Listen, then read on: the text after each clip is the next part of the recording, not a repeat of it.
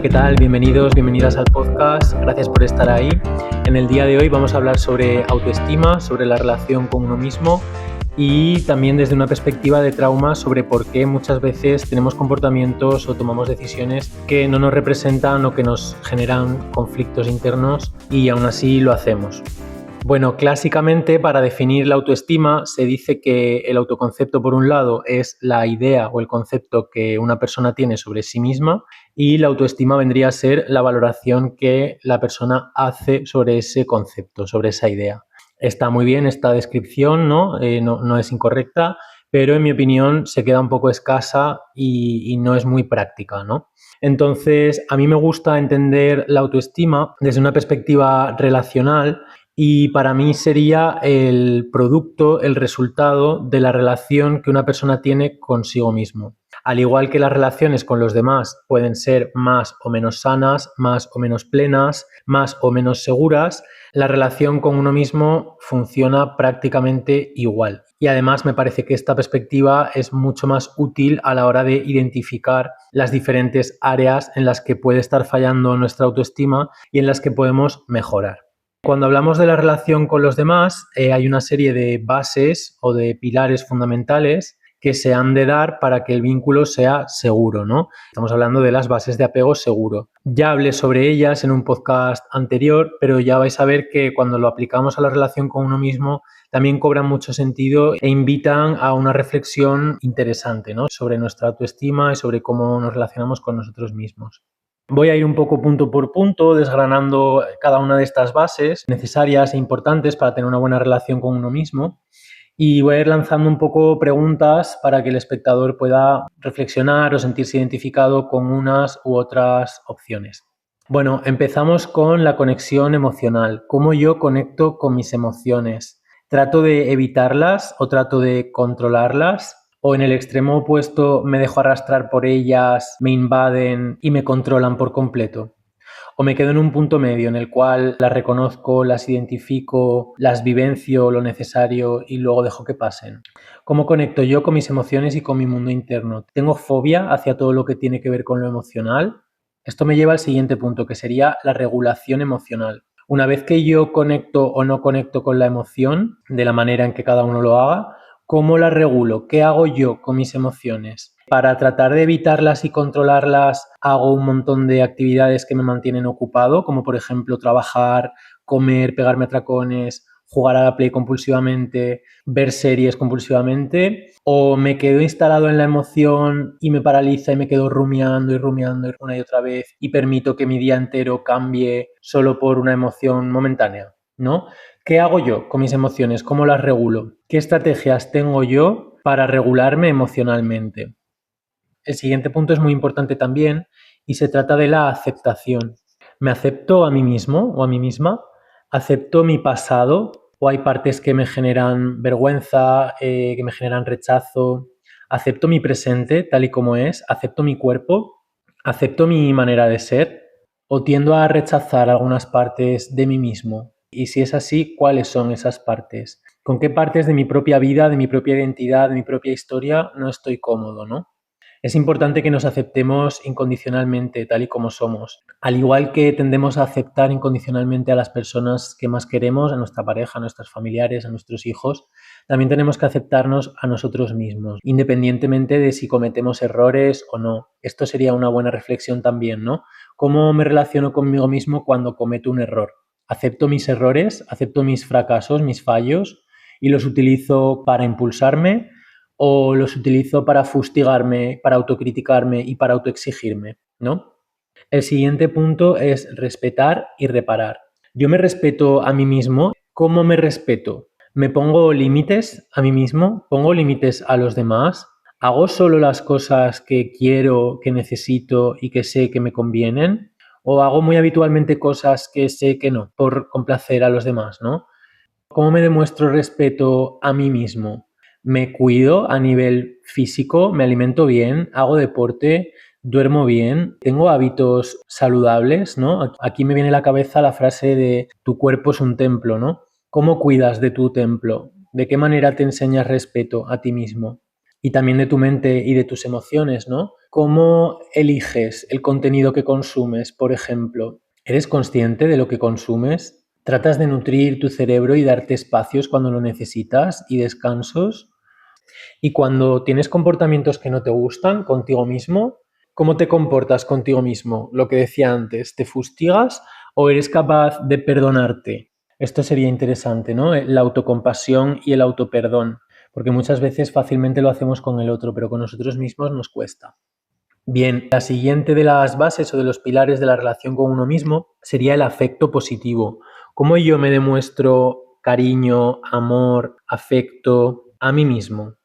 ¿Me reconozco mis logros? ¿Me siento orgulloso cuando me tengo que sentir orgulloso? ¿Me valoro mis éxitos? ¿Me valoro las cosas que hago en mi día a día, los pequeños logros? ¿Me dedico pequeños momentos de placer?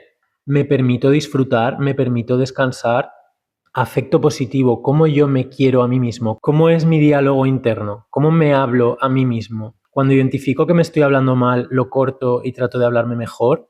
Agradezco cosas, agradezco las cosas que me pasan en la vida o las cosas que yo mismo soy capaz de generar por mí mismo. Este diálogo interno es muy importante y todos lo tenemos y hay que cuidarlo. Es una gran parte de la salud mental, ¿no? El cómo hablamos con nosotros mismos. Y por último llegamos a la exploración. Esto tiene que ver con cómo yo me relaciono con el mundo externo, con el resto de las personas, con el mundo y con el futuro. ¿Qué idea tengo yo del mundo? Para mí es un lugar peligroso, inhóspito, amenazante. Para mí el futuro está lleno de pruebas que yo no voy a poder superar o de pruebas que me estimulan y para las cuales tengo ganas.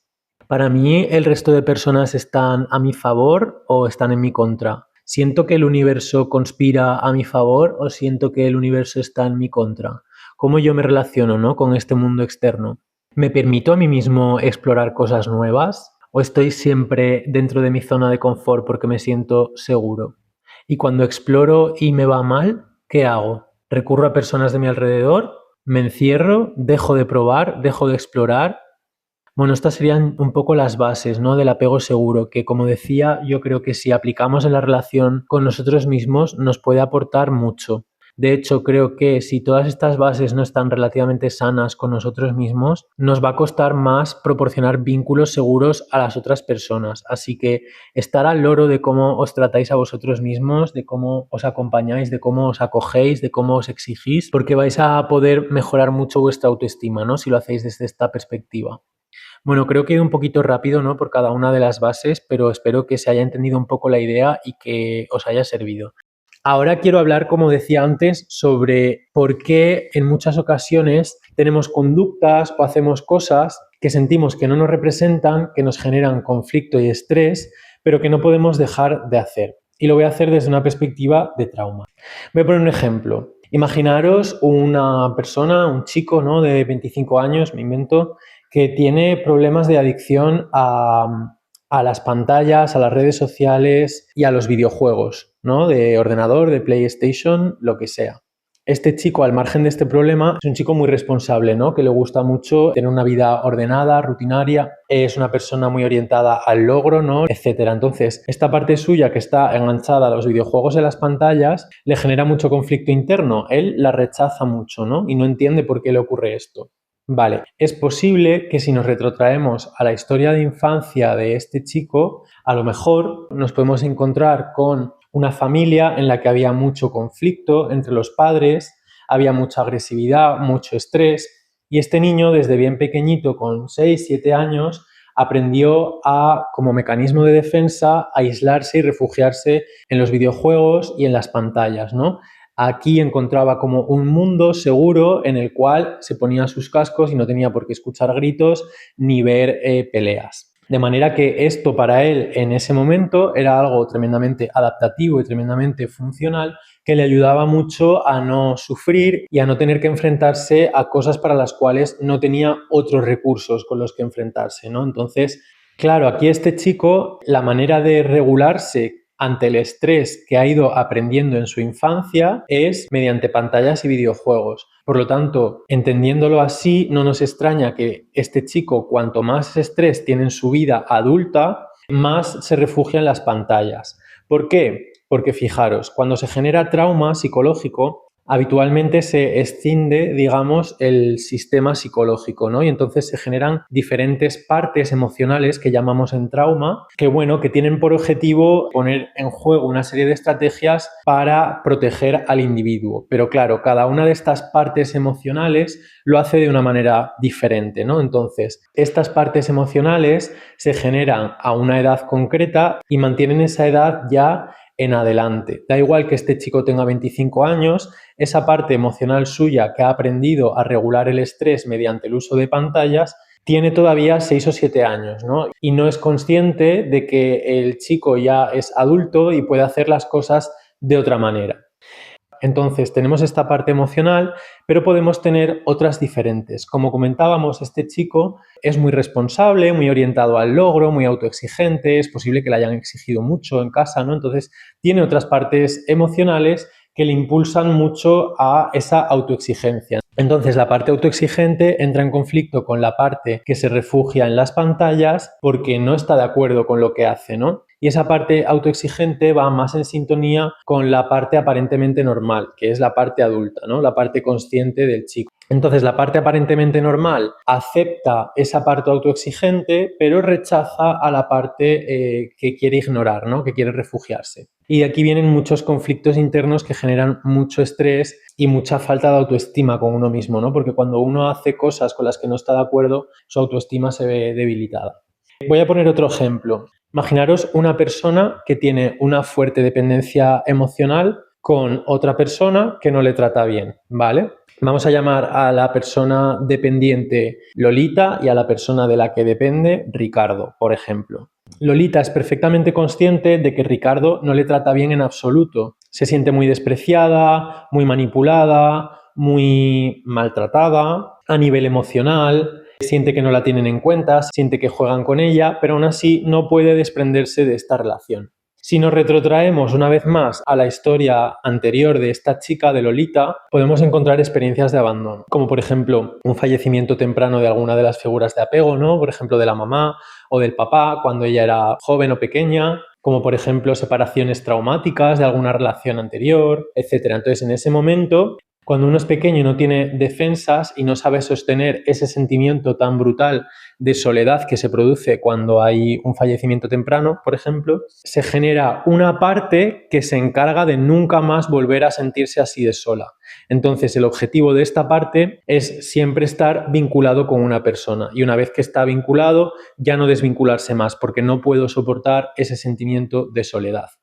No es Lolita la que no puede soportar ese sentimiento de soledad, sino esa parte emocional que a lo mejor tiene 6 años, ¿vale? Entonces, claro, hay muchísimo conflicto porque esa parte emocional que lucha contra la soledad no quiere desprenderse para nada de esa relación tóxica porque tiene mucho miedo a estar sola y al abandono, pero la parte aparentemente normal, la parte adulta, cada vez se desespera más y cada vez está en un conflicto mayor consigo misma, no entiende por qué le pasa esto, no entiende por qué no puede desengancharse de algo tan tóxico, en fin. Bueno, todo esto de lo que estoy hablando, partes emocionales, partes aparentemente normales, etcétera, entra dentro del marco de la disociación estructural de la personalidad, ¿no? Que se produce cuando hay trauma, ¿no?